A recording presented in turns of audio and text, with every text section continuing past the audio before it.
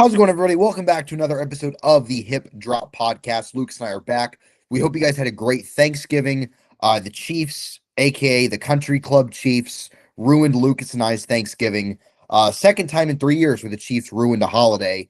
The last time they went on to win the Super Bowl. I don't see that happening this season, unfortunately. So Lucas and I will be here to recap all the action of Week 13. There were 16 games because there were no teams on a bye. So that should be interesting. We'll blow through some of the less important games quicker. We'll spend a little more time on some of the games that had more meaning. But first of all, Lucas, how you doing? Did you have a good Thanksgiving before the Chiefs did what they did? And how are you on this Tuesday, first Tuesday of December? I'm pretty good. Thanksgiving was all right until a certain NFL team based in Missouri decided to crap the bed, especially with penalties. But starting to get cold in Minnesota, so got to bundle up. So Yeah, and speaking of Minnesota, my goodness, the ball club in Minnesota is in a rough way right now. Oh, we'll get to that game later on. That's Lucas's like de facto second favorite team. But yeah, we will start. We'll just go all the way back to last Thursday with the Packers and the Lions, a game that I got right, that Lucas got wrong, that every other person in our pool got wrong. The Packers win 31-24 to improve to 8-3-1. The Lions fall to 7-5. The Lions are really kind of in a precarious spot right now because the idea and the likelihood of them missing the playoffs is getting more and more likely. So they lose at home. And Jordan Love was fantastic in this game. He threw 4 touchdowns. Dontavian Wicks had the best game of his career. Christian Watson had a nice game. And then defensively for the Packers, Micah Parsons showed you why you give up 2 first-round picks for a player of that caliber. He was in the backfield all game. He had I believe 2.5 sacks of Jared Goff. He was just an absolute game wrecker in this one. The Lions offense actually moved the ball at a decent clip. Goff, I thought, played fairly well. Jahmyr Gibbs broke off some long runs, but the big play was the Packers led by 10, and Detroit got the ball, but Parsons sacked Goff in the red zone. They had to settle for a field goal, and they just never got the ball back. Jordan Love found Dontavian Wicks on 4th and short. Matt LaFleur with a gutsy call to go for it. And the Packers, after a rough stretch, losing back-to-back home games to the Panthers and the Eagles, they've won 3 straight. It's their longest winning streak. It's their longest, tied for the longest winning streak of the season, with the stretch of the Bengals, Cardinals, and Steelers games rather. So the Packers look like they've gotten back on track a little bit. Lucas, they were your prediction to make the Super Bowl in the preseason. Are you regaining faith in this Packers team? And then we'll go to the Lions after we discuss Green Bay. yeah, I'm back. I think I kind of soured on him late in October, early November, but in hindsight, I should have realized that Jordan Love Get was some going to water. turn it on now that Toyotathon is back. But Oh yeah, yeah. I believe in Green Bay. I think if Jordan Love is humming, they're a pretty complete team. I think their defense is pretty talented, especially because they finally have a true difference maker. And if Jordan Love is humming, that passing game is also humming. So this team doesn't really have a lot stopping them. If they can win the NFC North, odds are they might end up being a top 2 seed in the NFC. So they're competing with the Bears and the Rams for the top seed. But if they could have a strong finish to the year, they could have home, like the NFC could run through Green Bay. And at that Mm-hmm. point, good luck having the Rams come here, could go there for an NFC Championship game in late January. Yeah, and of course, Stafford throughout his career has struggled in that stadium, of course, because he played in Detroit, so he played there every year. And Matt LaFleur is 5-0 against Sean McVay, so that should be an interesting matchup. So again, the Packers, like they had a rough stretch. They've had an up and down season through the first half. They had a bit of a shaky win against the Giants, but these last 2 games, they look like the team that opened the season, where they look like the best team in football through 2 weeks. They're really firing on all cylinders. And obviously, a player like Micah Parsons makes a world of difference. He is just an unbelievable football player. And Jordan Love is playing some of his best ball as of late. For the Lions, Lucas, look, I picked the Lions to miss the playoffs before the season. And that looked like a bad prediction early on. They start 4-1. They look, they're scoring 1 million points on offense, but they're kind of in a must-win mode. I mean, they opened week 14 against the Cowboys at home. If they lose that game, it gets really hairy because the Lions' remaining schedule is the Cowboys all of a sudden surging, the Rams, the Steelers, the Vikings, they'll win that game, and then the Bears in Chicago. Like, that's one game out of 5 that you look at and say, like, that's a guaranteed victory, especially with how much their offensive line has struggled, protecting an immobile quarterback in Jared Goff. And now Frank Ragnow turns out is not coming back to save their offensive line. So their interior was still going to be the mash unit it's been for most of the year. Their defense has really, really struggled as of late. Kelvin Shepard didn't look like the case early on, but definitely looks like a downgrade from Aaron Glenn in that department. Lucas, this Lions team, we talked about it last week. We expressed our concerns because they needed kind of a miracle to beat a really, really bad Giants team, as we saw last night in overtime. The Lions have some major issues, and they're in some serious trouble, in my opinion. Yeah, I kind of had the gut feeling that they were not going to be very good this year. And by very good, I mean like maybe they're fighting for a playoff spot, but I just didn't really think they would miss the playoffs.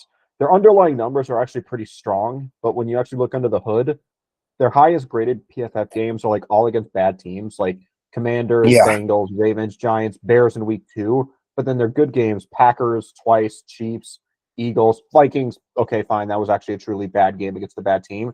Their 7 highest graded games of the year are all their wins. Their lowest graded games are their losses. So they haven't really played well in a loss this year. And those all happen to be against good teams, plus the Chiefs and the Vikings, depending on how you view the Chiefs. But yeah, Detroit's in some trouble. Dan Campbell, I think, is fine, but I think the Lions need to get a little bit better on the offensive line. They tried to bring back Frank Ragnow. That did not work Didn't out work. because Yeah. he was hiding a hamstring injury. So hopefully for Lions fans, they can figure it out. Their schedule does not exactly get easy down the stretch. They have the Steelers and the Vikings, which should be 2 winnable games, but they got Dallas on Thursday, the Rams, and then the Bears in week Dallas 18 is winnable, in the but like cold. it's not as easy as it looked for a few No, weeks ago. that's not a Yeah. gimme. That's Yeah. that's not a game if they lose. We look at it and like, what the heck happened? If they lose to the Steelers or the Vikings, we'll look at that game and be like, what the heck happened? Especially Yeah. considering the Vikings are about to give up, and the Lions will probably need that game to make the playoffs. But no, I don't look at Thursday as like a game if they lose, like in and of itself, like, oh wow, that's bad. If they lose, it just means they're probably not going to make the playoffs, not because that game is like a big upset. For sure. I think it's a pretty must win for the Lions because again, I don't see them beating the Rams. I don't see them beating the Bears in Chicago. I mean, Steelers, maybe. I mean, maybe that's a trap game. The Vikings, they'll beat. The Vikings are beyond cooked. Yeah. But the Lions, they're in a similar mode to where the Chiefs are right now. Speaking of the Chiefs, the Country Club Chiefs lose their 3rd out of 4 games. They fall to the Dallas Cowboys 31-28. They fall to 6-6, 10th in the AFC, sandwiched between the Steelers and the Dolphins. Isn't that fantastic, Lucas? Meanwhile, the Cowboys win their 3rd straight. They improved to 6-5-1. Dak Prescott, I thought had some really, really great moments in this game. He made some bad plays. He had threw a couple balls that should have been picked off, one that was, but he was by and large very, very good. CeeDee Lamb was awesome. George Pickens made some huge plays. And for the Chiefs, it's been more the same. And I can't even get mad, Lucas. And we'll maybe save the Chiefs rant for tomorrow's show / tonight's show that will go up tomorrow. Because we got to save some time. But I wasn't even upset when they lost. It was just such a microcosm of their season of them just being unable to make any play that matters. They can't get off the field on 3rd down. Dallas fumbles in the red zone, and they just can't recover it for whatever reason. Mahomes, I thought, played well. I thought it's difficult to blame him for this loss. He throws 4 touchdowns. He has no turnovers. But, offensively, the play calling sucked. The go for it decisions were awful. Andy Reid had a bunch of extremely cowardly punts. Rashee Rice, who by and large played well, had an insane drop on 3rd down. Just, they sucked. They deserved to lose. And now basically they're in a 1-game season on the way out. Because if the Chiefs lose another game, they're not making the playoffs. And what has this team shown you that they can win 5 games in a row? It's disappointing. We'll save the rant for tomorrow's show, but I think it was a fitting game for this team. Yeah, the only reason I still think they're going to win 5 straight games is that they set an NFL record for consecutive seasons with at least one 5-game win streak. Every season in Andy Reid's tenure, they have won 5 straight regular season games, except for 2025 so far. So Yeah. hopefully for my sake that continues, but at the same time, I'm kind of won't be upset if they miss the playoffs. Like, because like if that's what they need to force real change, I'm willing to sacrifice the playoff streak and the 5-game win streak. But I don't know, man. Like I'm kind of at a loss. I'm actually over this team. Like even if they go 11-6 and make the playoffs, I'm going to cap this team at one playoff win, but that's it. But we could save the longer rant for tomorrow. Yes, that's the case. And for the Cowboys, look, all of a sudden, their chances of making the playoffs and God even knows, maybe even winning the division, we'll get to the Eagles later on, all of a sudden, likely. I mean, they're looking like a team that's very, very much alive. And that was not the case a month ago when they lost that game to the Cardinals at home. All right. Last Thanksgiving game, a game that I also correctly predicted. The Bengals go into Baltimore and not only beat the Ravens, they beat them handily, 32-14. They improved to 4-8. They're 3-0 in games that Joe Burrow has started this season. And the Ravens, they fall to 6-6. The Ravens, as I mentioned last time, had a very, very uninspiring winning streak, probably the least impressive 5-game winning streak that I've ever seen. And all the issues kind of came to fruition in this game. Lamar Jackson was horrible and has been for a while. He has not thrown a touchdown since week 10.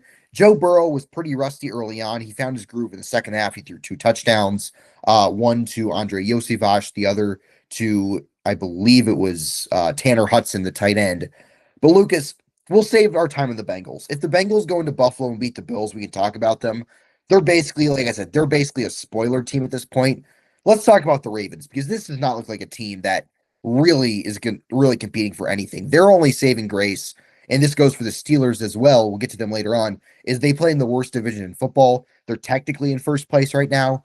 But this team is just not good. I think we've seen enough. Like the 2025 Baltimore Ravens are just not it. And I think Lamar Jackson, is playing hurt, but also showing like maybe he needs his legs to be as effective of a player as he is because with his legs gone, with the injury to his hamstring, he just looks like a shell of himself, 100% like a shell of himself. Yeah, last in 2024, it was a year where Lamar could not play a single bad game. Even like his bad games, he didn't really play poorly. That was at the Steelers and at the Chiefs in week 1. This year, it's the opposite. Like it seems like every game he's playing, he's been underwhelming. The only 2 games where I think he played somewhat impressively were the Dolphins on Thursday night. He played elite in this game. Can't take that away from him, but it was a low sample size. And then another low sample size game against the Bills where he only threw 19 passes and he was really efficient. But every other game, he's either been underwhelming or meh. Like he was terrible against the Bengals. He was terrible against the Chiefs. Can't even blame the injury for the Chiefs game because he got hurt in that game. And then he was awful against the Browns and then not a net positive against the Lions. I think the Ravens, if they get into the playoffs, I think they're going to lose. It's not even like the Chiefs where I think maybe the Chiefs can be scrappy and win a playoff game. I think if the Ravens get in, they're going to get hammered by whoever they play. Like unless they get lucky and they face a team with an injured quarterback, but Ravens are going to be done. Whoever wins the AFC North is going to win 0 playoff games. Yeah, I mean, if you're a wild card team, go for the 5 seed because there's always a filler division, and that's the Steelers and the Ravens this year in the AFC North. As for the Bengals, like I don't think they're worth talking about yet. If they beat the Bills, we can maybe discuss a possibility. It's just good that Joe Burrow's back because I was tired of watching Joe Flacco and Jake Browning as Flacco reverted back into a pumpkin his last few games. But the Bengals, they play their spoiler tour gets off to a good start against the Ravens. All right, Black Friday. Lucas, I'm sure you enjoyed this one. The Bears beat the Eagles 24-15. It was not even that close. The Bears improved to 9-3. They are currently the number 1 seed in the NFC as it stands today. The Eagles dropped their second straight. They fall to 8-4. Their fans were booing mercilessly as their offense just continues to be completely inept. Before garbage time, they had 9 points. Jalen Hurts was largely terrible in this game. AJ Brown did a nice game, at least. Like he was the only Eagles player that played well on offense. The Eagles defense kept them in it for a while, but ultimately the dam broke. Lucas, credit to the Bears. I mean, they say what you want about them. They're continuing to win. The Eagles are firmly on 2023 watch right now. Yeah, I think now you got to panic if you're an Eagles fan. I mean, part of me was happy they won or they lost. The Eagles lost, but I actually picked them this week, so that You just did, shows yes, yeah. how I went 0-4 on the Black Friday and Thanksgiving game. So that's just awesome. And the only game I really feel bad about picking, or I don't really feel bad about picking any of the teams I picked.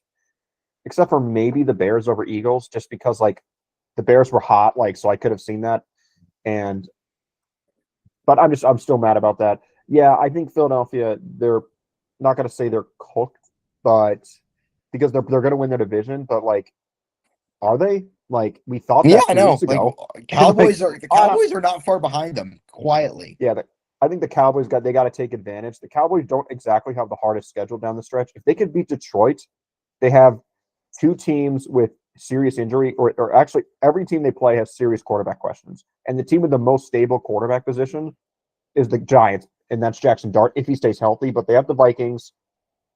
That's self-explanatory. The Chargers, Justin Herbert just had hand surgery, and then Washington, who knows who will be playing quarterback, and then they have the Giants. Like if they can get past Detroit, I could see them running the table. But like we'll see if they can stay consistent. Their defense has been playing better down the stretch, but can they beat up an offense that's has more talent than the Chiefs offense, or at least should have more talent than the Chiefs offense, other than quarterback and the Detroit Lions? We will see. And I don't really have anything else to add about the Bears. I think they're not as good as their record, but at the same No, time, 100% no. they're winning games. So like, I'll give them credit for that. Yeah, Ben Johnson, I think he and Mike Vrabel are the leaders in the coach of the year race. What he's done for that running game has been exceptional. Their running game is so well coached. Caleb Williams is basically a game manager for that team at this point. But for the Eagles, look, it's been weird. Under Nick Sirianni, it feels like every other year. Like, 1 year they're awesome. They go to the Super Bowl. Next year, they start hot, completely collapse. Last year, they were incredible. They were one of the best teams I've ever seen, and they win the Super Bowl. And then this year, kind of on collapse watch. It'll be very interesting to see how they play next Monday night against the Chargers. It's basically that game will tell me everything I need to know about their season, their chances in the playoffs for Philadelphia. All right, we'll go to the Sunday slate now. The shocker of the week, the Panthers beat the Rams 31-28. The Rams, who we were lauding as an exceptionally great team, the best team in football, hands down. They go to Charlotte, they lose. Carolina improves to 7-6. The Rams fall out of the 1 seed. They fall to 9-3. Now tied with Seattle in the NFC West. Matthew Stafford probably had his worst game of the year. He had 3 turnovers, including a game-losing fumble. He threw a pick 6. And Bryce Young, all of a sudden, look, I'm not back on the Bryce Young bandwagon, but that's the second time in 3 games where he's played really well. Obviously, the consistency is just not there in the slightest, but credit where it's due. Bryce Young was excellent in this game against a defense that I think is largely very good. And the Rams, it's a bad loss. It's an understandable loss because you're going from LA to Charlotte and you're playing in they're not used to playing in the early window, but that's a game that if you assume Seattle continues to win, that's a game that you might want to want back if you're LA. And a forgettable performance from Matt Stafford, who I would say was the MVP a week ago. We'll see. But a pretty big win for the Panthers. I mean, they're still alive in the NFC South race. Yeah, that's Panthers have been surprising me. I think it's ironic that Stafford had his worst game of the year because this was by far the best his offensive line has played all year. Like it's not even close. Like I know he had a bad game, so you would think, oh, his offensive line must have been getting beat up. No, they didn't. He dropped back to pass 30 times. He was only under pressure on 4 of those. On 4, he was only pressured on 4 dropbacks. But on those 4 dropbacks, he was 1 and 2 for 4 yards, a fumble, and did nothing else. And on his time, then you would think, okay, he just got rid of the ball fast when he was kept clean. No, his average time to throw when kept clean was 2.75, which is an eternity. So the fact that he did not play well in this game is kind of astonishing, but one of those weird days where his offensive line plays well, the MVP plays poorly. But credit to Carolina, they're being scrappy. I still don't believe in Bryce Young. I still believe I in the don't Rams either, as the for best team what in the it's worth. NFL. Yeah. But at the same time, that's sometimes the way she rolls. I picked the Panthers to cover, and I was thinking about taking the Panthers as a sneaky upset, but like I just said, I'll take the 8 points. But man, I should have stuck with my gut. Yeah, Bryce Young, like he has too many of these games to say he's an objectively horrible quarterback, but it's too inconsistent where I be guaranteed the starting job next year. Especially if Carolina misses the playoffs, because he's guaranteed to have a few more bad games as he's been prone to do. But kudos to him. Like he was excellent after a very, very discouraging performance against the Niners last Monday night. All right, next game, Lucas. This game was pretty uneventful. The 49ers beat the Browns 26-8. The Niners improved to 9-4 to clinch a winning season. to stay firmly within the playoff race. The Browns, I mean, they're the Browns, they're 3-9, somehow not mathematically eliminated yet, but that's coming soon. Brock Purdy, once again, was not very good. He completed less than 60% of his throws. He threw for barely over 150 yards, one touchdown. He didn't run for a touchdown. Shedeur Sanders was bad. I mean, he was not good in this game at all.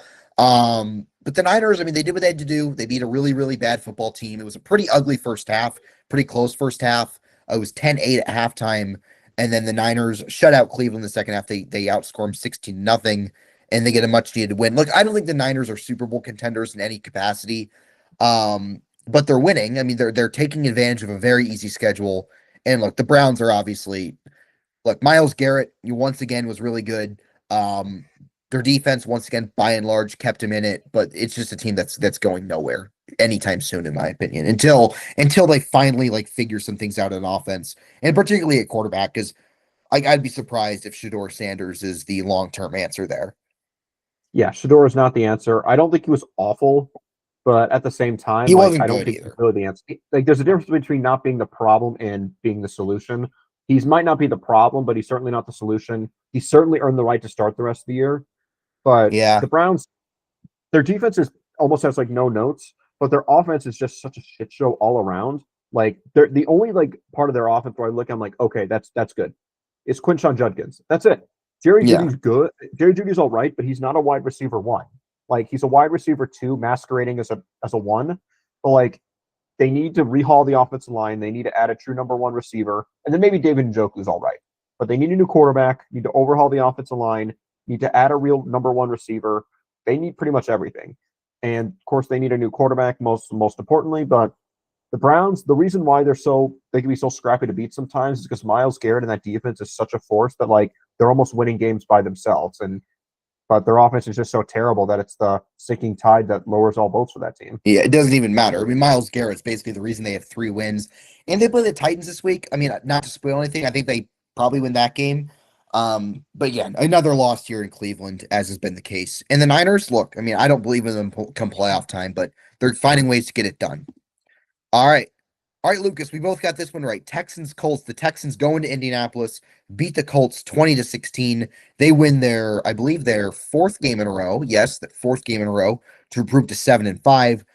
Indianapolis loses their third out of 4 games to fall to 8-4. They no longer lead the AFC South. They're sixth in the AFC right now. And Daniel Jones, Lucas, although I don't think he was awful in this game, has gone from pumpkin watch to basically pumpkin because you score 16 points at home, albeit against a great defense. But the Colts I'm finding less and less belief in this team by the game. And I think the likelihood of them missing the playoffs is more realistic than people think. I think there's a real world this team finishes 9-8, looking at their upcoming schedule. And as for the Texans, I think their offense holds them back from being a contender. They don't have enough juice there. CJ Stroud returned. He was not great in this game, but he did enough to win. But that defense is just so electrically good that they're going to be in every game they play against. And as a Chiefs fan, someone who covers the Chiefs, um, not looking forward to Sunday night. I'll just leave it there. But yeah, I think the Colts are similar to the Lions. I think they're in some trouble. Yeah, I even at their peak, I didn't think they were a Super Bowl team. They just didn't pass the smell test. Daniel Yeah, Jones is playing hurt he has a fibula injury, but at the same time, doesn't really matter if he's hurt. He's playing hurt, and they're getting worse quarterback play. Texans, their offense, I don't really care about their offense. Their defense is almost like Cleveland's. It's probably better than Cleveland's because it's I think better it than has a better Cleveland's. Yeah, secondary. Yeah, it is. But at the same time, I think the Texans are going to make the playoffs. I think they'll end up being the 3 seed. So because the yeah, AFC North is such a yeah. disaster, they're going to be the 3 seed. I'm going through my picks right now when I'm not talking. I have them at 11-6 to finish the year, and they're the 3 seed because I don't think Baltimore nor Pittsburgh are going to get to 11 wins. So they could be No. almost if they lost to they lost that Jacksonville game a few weeks ago. I was getting ready to bury them. Now they could end up being the 3 seed, which is kind of incredible. Yeah, I think them winning that division is more likely than people think. I really do. Um, we'll see if their offense can hold their end of the bargain. CJ Stroud has obviously regressed from his rookie year. But again, D'Amico Ryans has that defense firing on all cylinders. Will Anderson and Daniel Hunter, that's as good as it gets from a pass rush tandem. And for the Colts, I think it's getting close to alarm bells up in Indianapolis. We'll see how they do this week. All right, Lucas, Dolphins, Saints. We don't need to spend time on that. The Dolphins win their third straight. Like they're appearing on In the Hunt graphics on ESPN. It's not happening. It's not happening. They're 5-7. Mike McDaniel, at least he's keeping them in it. The Saints are obviously terrible. There's not much to add this game. This game meant nothing. No, Mike McDaniel, I think, is making a better case to keep his job, but Yeah, not I much to agree. take away from this game. Yeah, I mean the Dolphins again, them being on in hunt graphics is pretty funny. They're one spot behind the Chiefs, which is depressing. But and the Saints, yeah, they're mathematically eliminated from the playoffs. I thought it would happen sooner, but here we are. All right, next game, Jets Falcons. The Jets win 27-24 on a game-winning field goal by Nick Folk in overtime. The Jets win their third game of the year. They improved to 3-9. The Jets quietly have won 3 of their last 5 games. Atlanta's just an abject disaster. They're 4-8. Raheem Morris is a dead man walking at this point. He's going to be fired at the end of the year. I'd be floored if he's not. This game was played in rain. It was bad weather. It was Tyrod Taylor versus Kirk Cousins a month away from 2026. Tyrod Taylor, I thought, played decently well. I mean, he utilized his legs. He made some nice throws, despite the fact they were without Garrett Wilson again. Kirk Cousins, I mean, it's time to go be an analyst. It's just over. He had a nice game against the Saints indoors. Not a great game in this one. He had multiple chances to win the game. Didn't happen. Although he wasn't helped by his receivers. There were some drops on some crucial plays. But the Falcons they stink. They're awful. The Jets, look, obviously they're going nowhere, but I do think Aaron Glenn slowly but surely is rebuilding that culture a little bit. Yeah, I even when the Jets were at their worst, I still thought they were going to win a few games. I think right now the Jets need to focus on losing games because I know they have multiple firsts, but I do think that losing is the best thing for this franchise. But Aaron Glenn is proving like, hey, I'm not a disaster head coach. There are a lot of I never believed he should have been one and done, and he's proven that No, they me won 3 neither. of 5. So good for them. Yeah. Yeah. I mean, Aaron Glenn, I think, has done a nice job with a roster that is frankly just terrible. Like they have very little talent, if any. And the Falcons, they're just ready for the season to be over. All right, next game, Bucks Cardinals. The Bucks snap a 3-game losing streak, rather, to improve to 7-5 to stay atop the NFC South. They beat Arizona 20-17. The Cardinals were mathematically eliminated from the playoffs. Some people picked them to make the playoffs. They won't name names. They fall to 3-9. Baker, I thought, would have a pretty up and down performance, but he made the plays that mattered. Jacoby Brissett, I mean, it was a quintessential Jacoby Brissett game. Pretty boring, pretty uninspiring. The Cardinals just have no direction. They're likely to have a new head coach. They're gonna have a new quarterback in all likelihood. I don't know who that will be, whether they draft somebody. Because I Kyler Murray's probably played his last snap there. The Bucks, look, I have no faith in the Bucks come playoff time. The Bucks are basically the NFC answer to the Steelers and the Ravens, where they're basically cannon fodder in the wild card. Just which is pretty disappointing given how they started the season. I think injuries have really taken their toll. Baker's obviously slowed down. Baker quietly has played some pretty middling football for about 2 months at this point. But they won. They had to win this game, and they did. Good for them. And the Cardinals, just similar to the Falcons, they're just ready for 2026. Yeah, Jonathan Gannon, I anticipate will be fired after this year, but maybe he can convince the higher ups that it's Kyler Murray and Jacoby Brissett's fault. Tampa, even though Baker Mayfield was getting a lot of MVP hype early in the year, I never believed he was playing that well. I thought the staffs were pretty friendly to him, and it's starting to regress a little bit to the mean. I still think the Bucks are going to make the playoffs. I know they're just starting to get healthy. Mike Evans should be back soon. Bucky Irving just returned, so maybe that helps them play better, but it Yeah, could just that be yeah that helps. Baker's having a down year and their offensive coaching, play calling is just not where it was with Liam Cohen. No, Josh Gizzard is definitely a downgrade from Liam Cohen and Dave Canales for that matter. Todd Bowles, I think, is a pretty mediocre head coach, but I mean, that's good enough to win the NFC South. He's better than the other coaches in that division. You have Raheem Morris and Kellen Moore there. So, look, the Bucks, they're taking advantage of a bad division as they have, and that's what they continue to do. All right, Lucas, a game that some people pick the Titans to win. I won't name names. Uh, he has a green microphone, so what idiot would do that? The Jags beat the Titans 25-3, a game that I probably should have seen coming. They improved to 8-4. They currently lead the AFC South. Meanwhile, the Titans fall to 1-11. They have not won a game since interim Mike McCoy's taken over. Oh, look, we're not going to talk about the Titans. There's no point. But the Jaguars, Lucas, I don't see it. Look, the Titans are the worst team in football. At minimum, the second worst team in football. If you want to throw the Raiders in there. Um, I don't believe the Jaguars come playoff time. I think they'll probably get in because they have the Titans again. They play the Jets, so that should get them to 10 wins. Trevor Lawrence played well in this game, but I still don't believe in him at all. Not much to add. Like Jacksonville won the game. They deserve credit. They won handily on the road. Um, so they're clearly trending in the right direction. This was a good game for them. I predicted a letdown game. It didn't happen. Liam Cohen certainly is leading this team in the to the right place.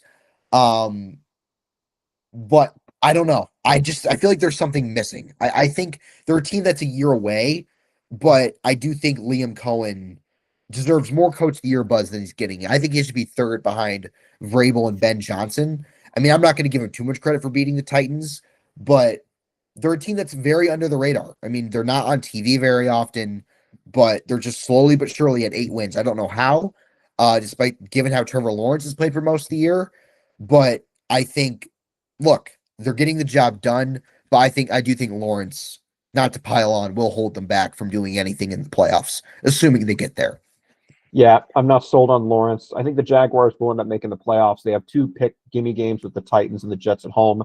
Should beat the Colts. I think if they can go 2-3 against the Colts, Broncos, Colts, which could be a tall task, they'll definitely win the division. But I think if they can handle their easy games against the Jets and Titans, and then go 1-2 against the Colts and Broncos, which that might seem realistic, I think they'll probably end up winning the division. But like, man, we just talked about Houston, so like maybe that, yeah. So we just talked about Houston, so I think the Jaguars might need to go 2-1. But I think if they go 1-2, they might be in a decent spot. But dang, that loss to Houston in Week 10 is really coming back to haunt them. Yeah, and also never ever underestimate the Jaguars' ability to go full Jaguar. I would not be shocked if they lose to the Jets. I wouldn't be shocked if they lose to the Titans in Week 18. Just because the Titans will just be like, all right, might as well. The Titans were, by the way, finally mathematically eliminated from the playoffs. So like again, I don't have a lot of belief in Jacksonville, but they're getting the job done. They're taking advantage of a fairly easy schedule. All right, Lucas, this game might not be very fun for you. Seahawks Vikings. The Seahawks shut out the Minnesota Vikings 26-0. Excuse me, got a frog in my throat. They improved to 9-3. They clinched their fourth consecutive winning season. The Vikings fall to 4-8. They are basically dead men walking right now. Max Brosmer's first start was not great. I'll just leave it there. I mean, one of those things where if your mom tells you if you don't have anything nice to say, don't say anything at all. They score 0 points. They throw 4 interceptions, including maybe the most hilarious pick six I've ever seen. So, look, the Vikings, it's just a season from hell. I mean, this is probably one of the lowest points that they've had in a while. But the Seahawks, Lucas, look, they win. They win convincingly. That's great.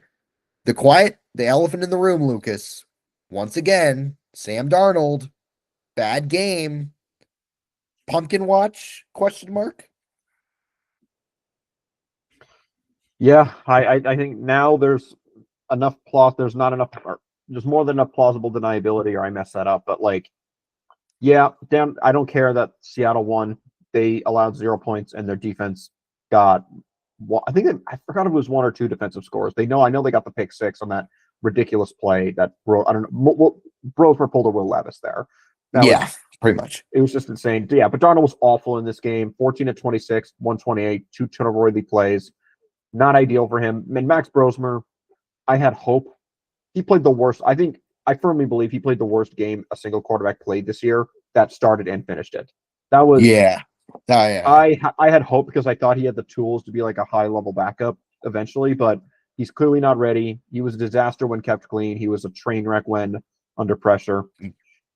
Unfortunately, Sky Yuma couldn't come in clutch for Skull today on Sunday. Yeah, and again, I don't think Kevin O'Connell's gonna be fired, but I think he's under a lot of pressure going next year because look, as good of a coach I think he has been at times, they've won 0 playoff games in 4 years. Like at a certain point, like you gotta up the ante a little bit. And look, the Vikings, if this isn't rock bottom for their franchise, it's pretty damn close. In Seattle, look, credit to them, they did what they had to do. All right, Lucas, we don't need to spend a lot of time on this one. Chargers, Raiders. The Chargers win 31-14 to improve to 8-4. The Raiders fall to 2-10. We don't need to talk about the Raiders. They suck. The Chargers, they win handily, but a bigger story is the health of Justin Herbert. He injured his hand. His status for next Monday night's game against the Eagles is uncertain, so we'll see what happens. Um, Again, the Chargers, if they lost this game, would have been a disaster. It was actually close for a while. The Raiders kept it somewhat competitive, but the Chargers ultimately pulled away. They are currently fifth in the AFC as it stands. Look, I think the Chargers fans better enjoy this win because I think there's a real scenario, not to be a hater, that they maybe don't win another game the rest of the year because their remaining schedule with their offensive line as bad as it is in their current state. Eagles, Chiefs, Cowboys, Texans, Broncos.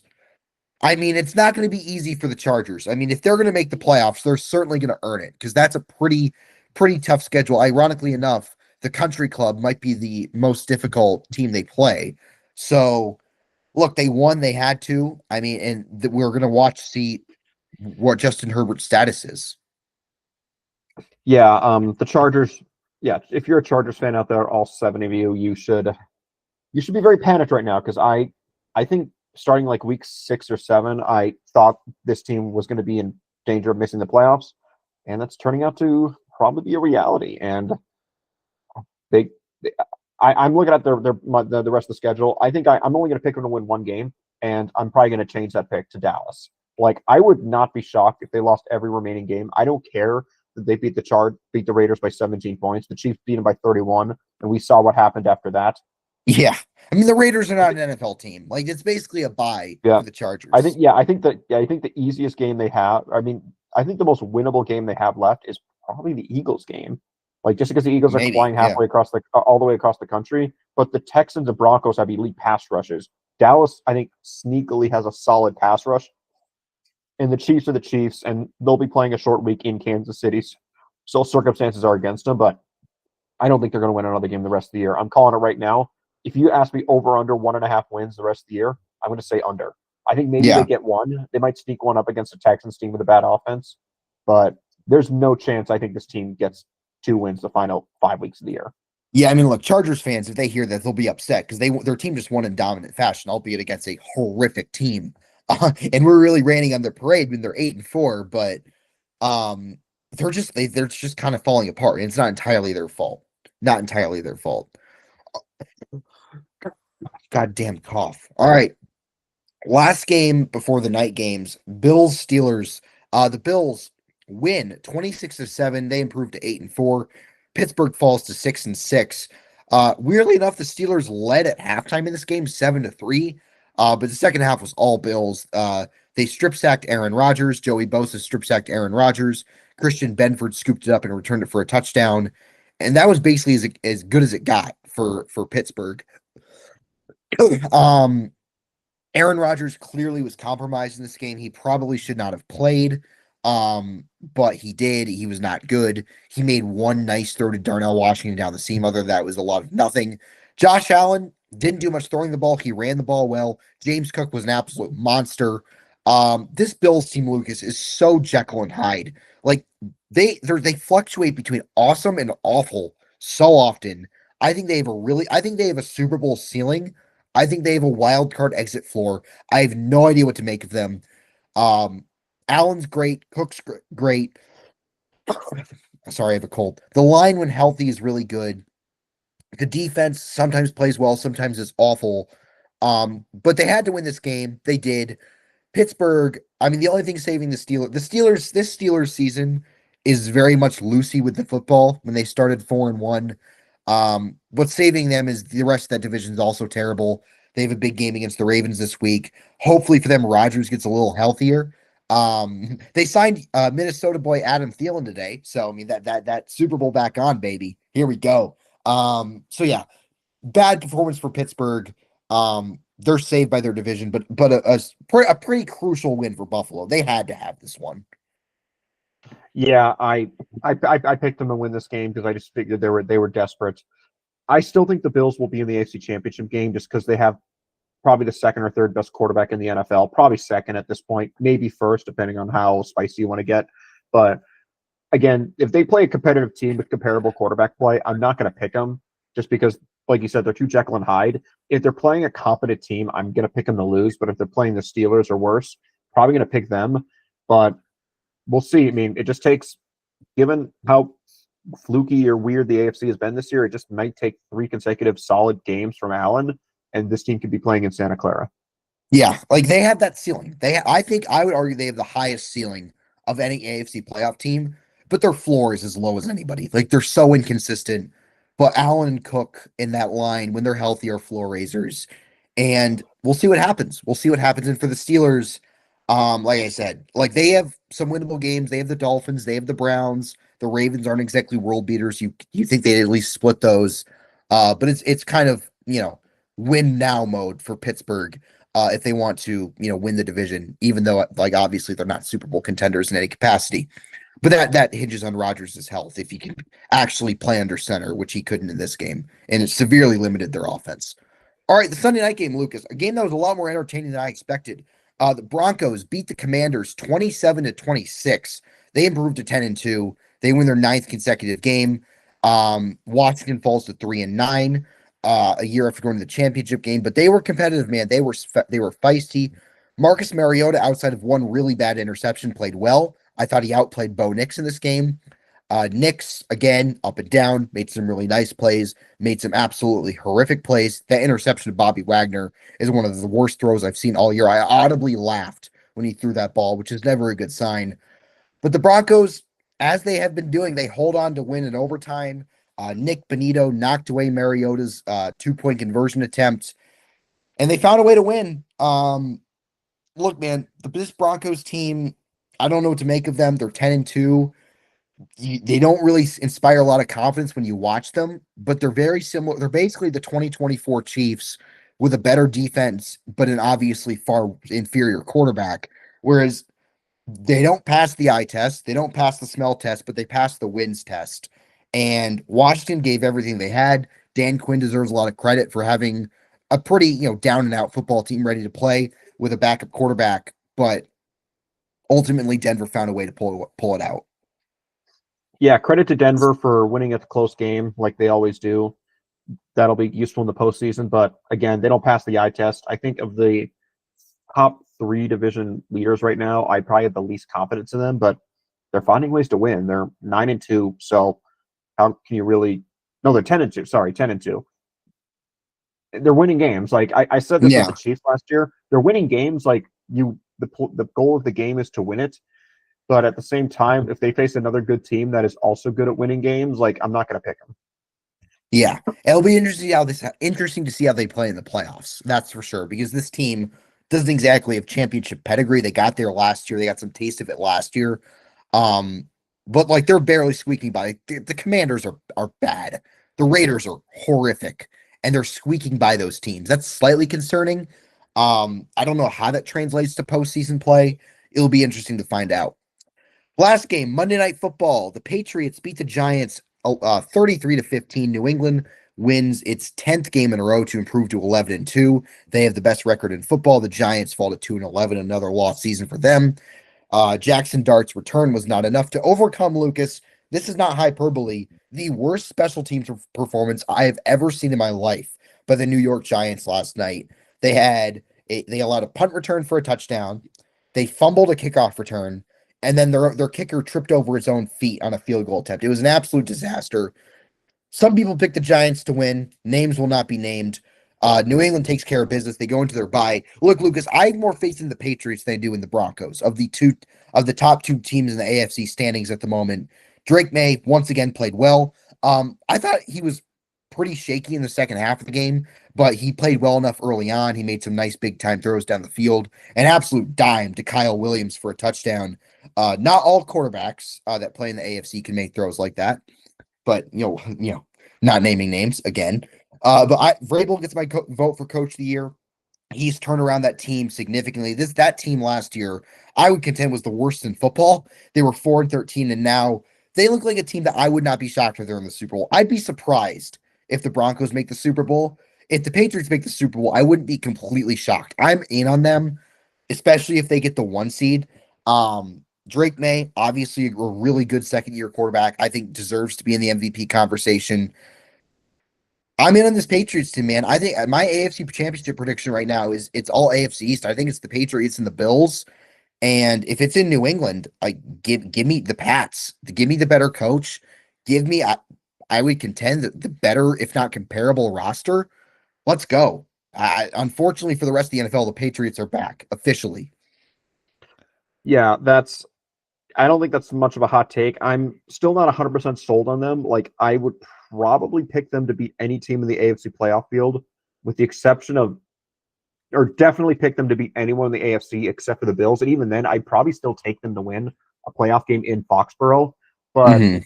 they're winning. I think they're winning slightly more sexier than the Broncos.